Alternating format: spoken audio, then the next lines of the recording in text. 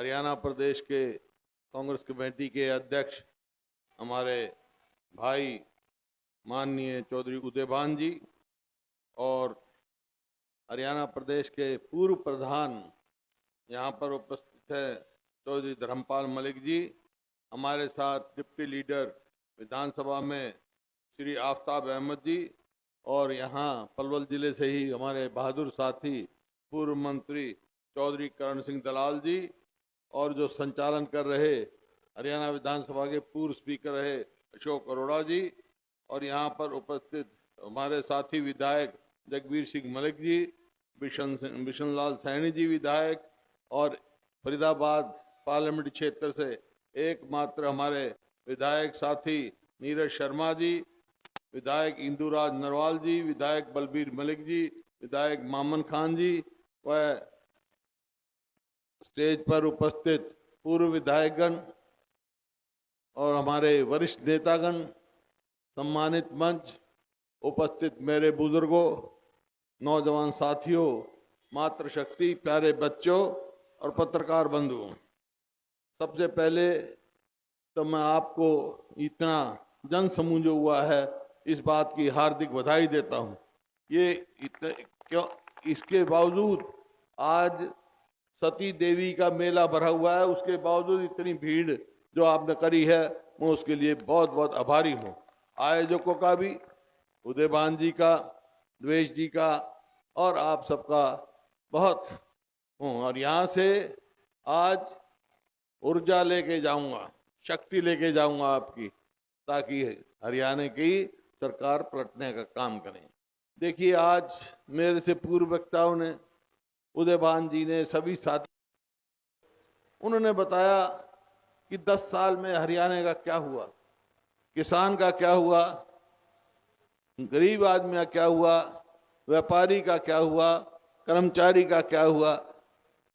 पिछड़ गया, हरियाणा पिछड़ गया, सब बताया।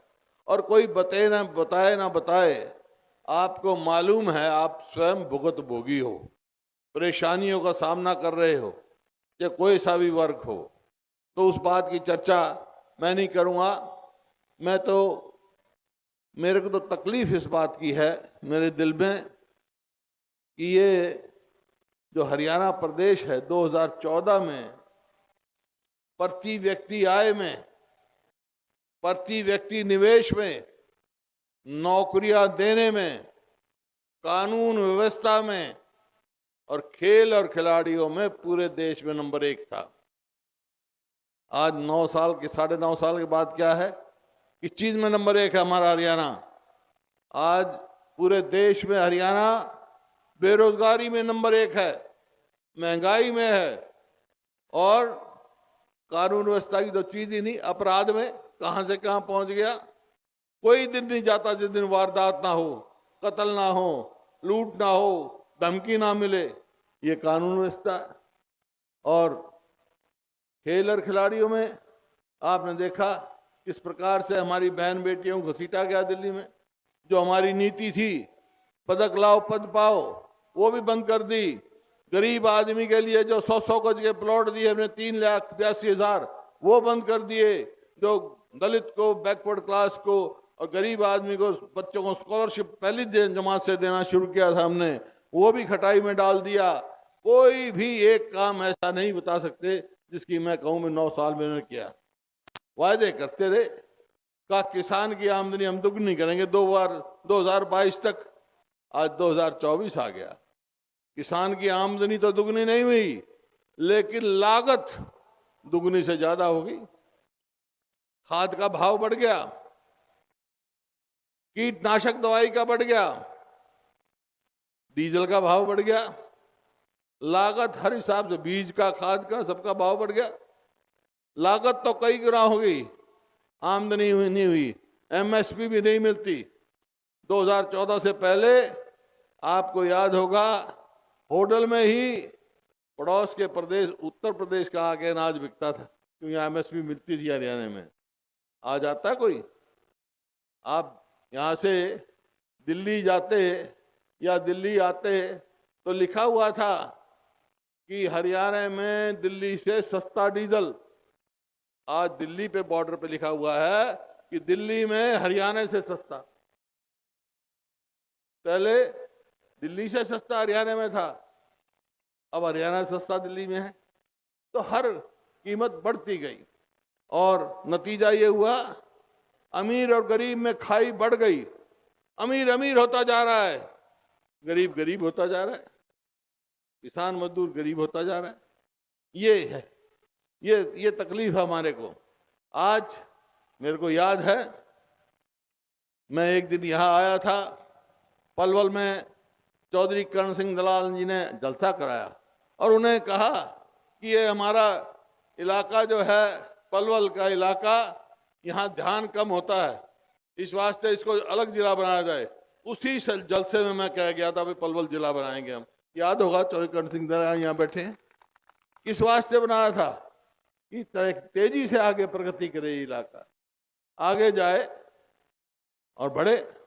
लेकिन इस 9 साल में असुरक्षित, अगर मेरे आंकड़े नहीं है, ये केंद्र सरकार के आंकड़े हैं, हरियाणा प्रदेश असुरक्षित प्रदेश है, महिलाओं के लिए सेफ नहीं है और महंगाई में तो नंबर 1 है ही, मैं बता चुका। तो ना तो रोजगार है, ना किसान की आमदनी है। हाँ, एक काम जरूर करते हैं, ये रेट तो नहीं बढ़ाते, रेट नहीं बढ़ाते फसल का, लेकिन वेट घटा देते हैं। जो कट्टा 50 किलो का था आज 40 का कर दिया, पहले 45 किया, 5 किलो और घटा दिया, रेट नहीं घटा, वेट घटा देते।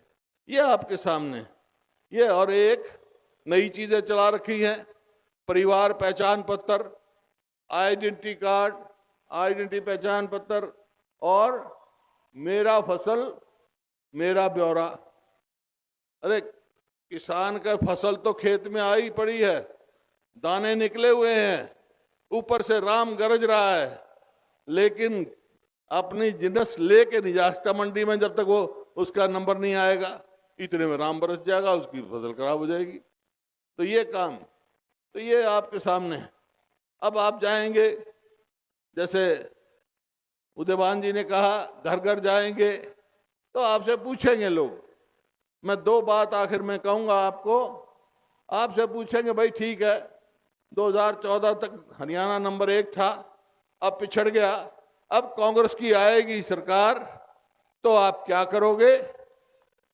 तो भाई मैं बता रहा हूं हम क्या करेंगे, लिख लो आप। जो हम कहते हैं वो करते हैं, पहले भी ऐसे क्या जो कहा वो किया। हम करेंगे भाई, सरकार आने पर अपने बुजुर्गों की पेंशन 6,000 रुपया महीना करेंगे, 6,000 बुढ़े को, 6,000 बुढ़िया को। और बिजली का खर्चा बढ़ गया क्योंकि हर चीज के रेट बढ़ा रहे हैं, 300 यूनिट बिजली फ्री करेंगे महीने की। और इसी प्रकार से ये हमारी बहनें हैं, आजकल कोई लकड़ी पे खाना नहीं बनाता, गैस के चूल्हे पे बनाता है। जब हमारी सरकार थी, गैस की सिलेंडर की कीमत 400 थी, अब होगी 1100। अगर हमारी कांग्रेस की सरकार आएगी तो गैस के सिलेंडर की कीमत 500 से ज्यादा नहीं होगी आपके। नौकरियां खाली हैं, पक्की नौकरियां, कौशल रोजगार निगम बना दिया है कि उन्होंने कच्ची नौकरियां देने के लिए। कच्ची नौकरी देते हैं वो, ठेके की नौकरी देते हैं। अरे हमने तो ठेके बंद किए थे, ये सरकार खुद ठेकेदार बन गई। ना उसकी पेंशन, ना पक्की नौकरी और ना उसकी आगे कोई गारंटी, ना मेरिट, सब धांधलेबाजी कर रहे हैं। एचपीएससी के दफ्तर में करोड़ों रुपए पकड़े गए, सबॉर्डिनेट सर्विसेज कमीशन में क्या घपला हुआ, इस बात की चर्चा करने की जरूरत नहीं ना। तो और जिस प्रकार अग्निपथ लेके आगे, अग्निपथ में क्या है, अग्निवीर 4 साल, 18 साल का लड़का भर्ती होगा फौज में, 22 साल का वापस आ जाएगा। और 21 साल से कम शादी नहीं कर सकता।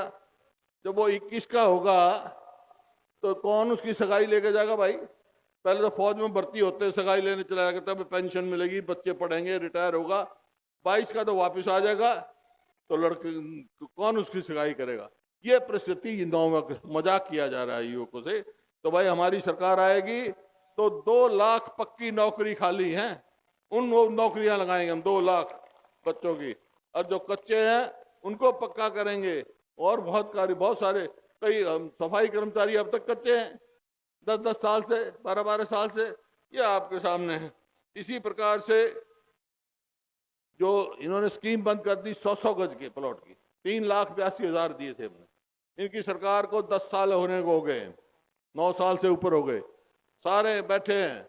भाई एक आदमी को इन्होंने 100 गज का प्लॉट दिया हो तो गांव का नाम और आदमी का नाम बता दो इस साल में। फिर हमने 3,82,000 दिए, पीने के पानी के लिए 10 लाख 500 लीटर की टंकी दी, और टंकी के फिट करने के लिए 5100 रुपए दिए। इनने कुछ दिया भाई? कोई टंकी दी, कोई प्लॉट दिया, किसी मकान बनाए? हमने मकान लाखों बनवाए। तो ये आपके सामने है। तो भाई हम फिर से जो है स्कीम लागू करेंगे 100-100 गज के प्लॉट की, और मकान बना के देंगे। इसी प्रकार से जो बैकवर्ड क्लास हैं वो क्रीमी लेयर 6 लाख थी, अब 6 लाख से बढ़कर इन जो है नहीं 8 लाख थी, तो वो घटा दी, 6 लाख कर दी, ताकि रिजर्वेशन का फायदा गरीब आदमी को न मिले। तो हमारी सरकार आएगी तो क्रीमी लेयर भाई जो है 6 लाख से बढ़ाकर 10 लाख करेंगे हम, ताकि सबको इस बात का लाभ पहुंच सके। और गरीब आदमी का, हर गरीब आदमी का पीला कार्ड होगा हमारे हरियाणा में, ये आपके सामने। और खिलाड़ियों का जो हमारी पॉलिसी थी, पदक लाओ पद पाओ, वही फिर से शुरू करेंगे। ये काम हमने करने, और बहुत सारे काम हैं जो हमने करने, वो मैनिफेस्टो होगा, वो हम करेंगे। लेकिन एक काम मैं आपको भी कह रहा हूँ, वो आपको करना है हमारे लिए। क्या? कि यहाँ से उदयबान जी हैं हमारे, अब मेरे को उदयबान जी की पूरे हरियाणा में जरूरत है भाई, सरकार बनानी है तो, ठीक है ना, और पूरे हरियाणा में जरूरत है। तो भाई यहाँ से तो आपसे इजाजत लेनी पड़ेगी। उदयबान जी को कह दो कि तेरा चुनाव हम लड़ेंगे, तू हरियाणा में हमारे लिए लड़वा। मंजूर है ये बात? हाथ खड़े करके बता दो मंजूर है भाई। उदयबान जी को मैं अपने साथ ही रखूंगा पूरे हरियाणा में, ठीक है ना। इनका चुनाव आपने लड़ना है, ठीक है। और भाई आखिरी बात यह है, इस सरकार से टक्कर लेने का मेरा मन हो रहा है। इस टक्कर लेने में मेरा साथ दोगे? मंजूर है, इजाजत दे दोगे? हाथ खड़े करके बता दो साथ देंगे। बहुत बहुत धन्यवाद। जय हिंद। चौधरी भूपेंद्र सिंह हुड्डा, बोल सती मैया की जय, बोल श्री राधे। आप सब बुजुर्ग साहिबान, जितनी भी धन्यवाद सभी का, बहुत बहुत धन्यवाद। आराम से जाना सभी, और आराम से